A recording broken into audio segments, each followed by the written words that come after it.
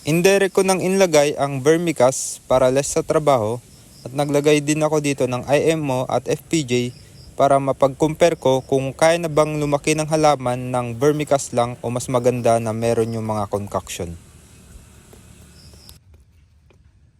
So yun guys, marami nagtatanong kung saan namin nakuha yung murang styro na ginamit natin sa ating hydroponics. So ngayon is dito kami ngayon sa Bulacan dahil saktong hinatid namin yung pinsan namin is isasabay na namin ang pagkuha ng styro.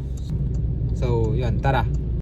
80 pesos lang ang kuha namin kada isang styro at ang kasya lang ikarga is 20 piraso lang. Sinasabay lang namin ang pagbili nito pag may saktong biyahe dahil malayo din ang Zambales to Bulacan. Pero yun nga lang, maraming bibili dito yan, no?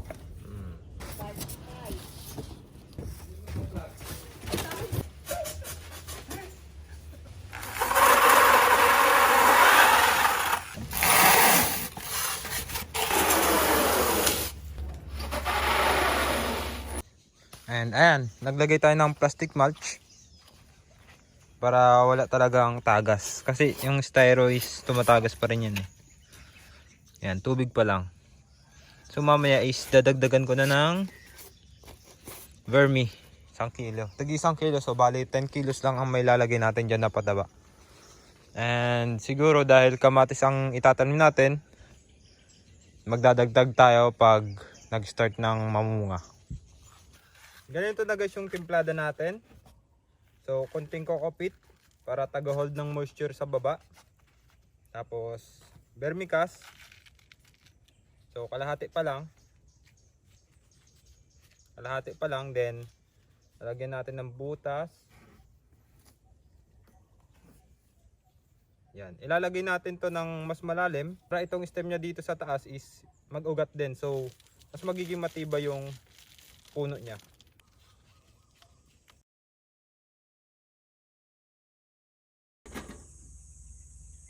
Yan, pwede na yan. So ida-direct na natin to, hindi na natin ilalagay sa net para less ang work. And aanin natin para madurog and kumatas siya. Bakit natin indirect na yung vermicast, hindi na natin ilagay sa net tapos air pump? Na-try na kasi natin yung nakaraan na mas lumago yung iniwan na lang natin yung vermicast sa loob kaysa dun sa air pump natin tapos tinanggal.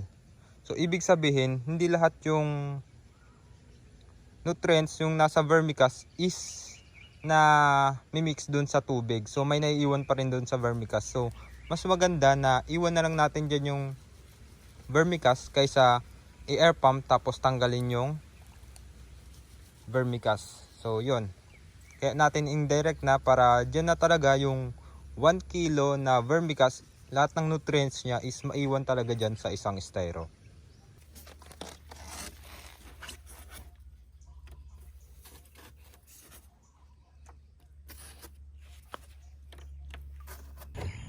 Itong lima is lalagyan natin ng IMO tapos fermented kakawate.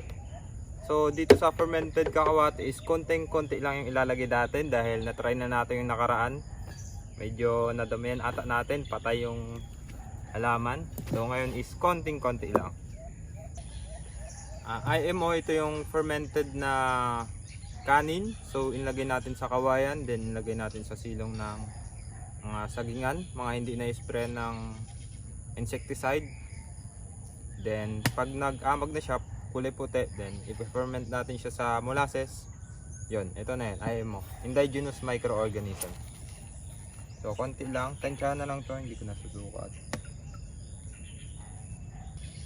Oops, yan lang. Konti. Tapos ito, fermented kakawati. Ito is rich in nitrogen, so mataas ang nitrogen ng kakawati. Kaya kakawati kinuha natin, pinerment. Pero pag nasobrahan is delikado din. Yan lang. So halo kain natin.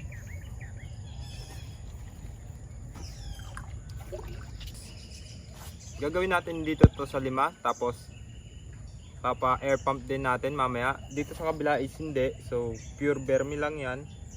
Tapos hindi rin natin i-aerator.